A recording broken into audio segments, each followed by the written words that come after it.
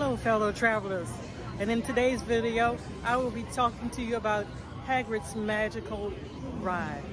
So let's get started. First, arrive early. Have early park access in order to get on this ride. Arriving early gives you a chance to explore this wonderful world of Harry Potter. So take advantage of early park access. Now don't forget to pack light because you have free lockers available that all your belongings belong in. Now one thing I like to do is sit in the front. So if you get the opportunity, get the front bike and motor car. That gives you the greatest experience on this ride.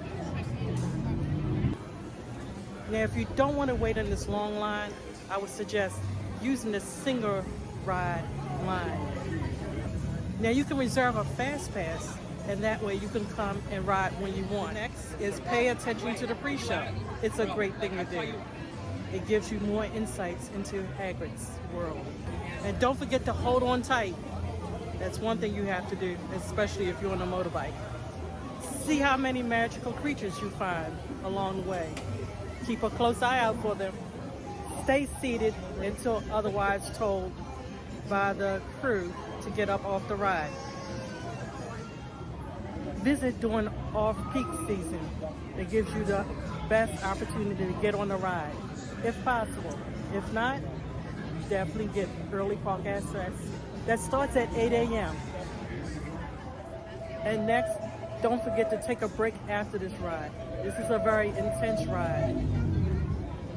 And if you really want to get a great experience this ride at night for a totally different view. So that's my tips for riding on Hagrid's magical creature ride. And I hope to see you soon on it.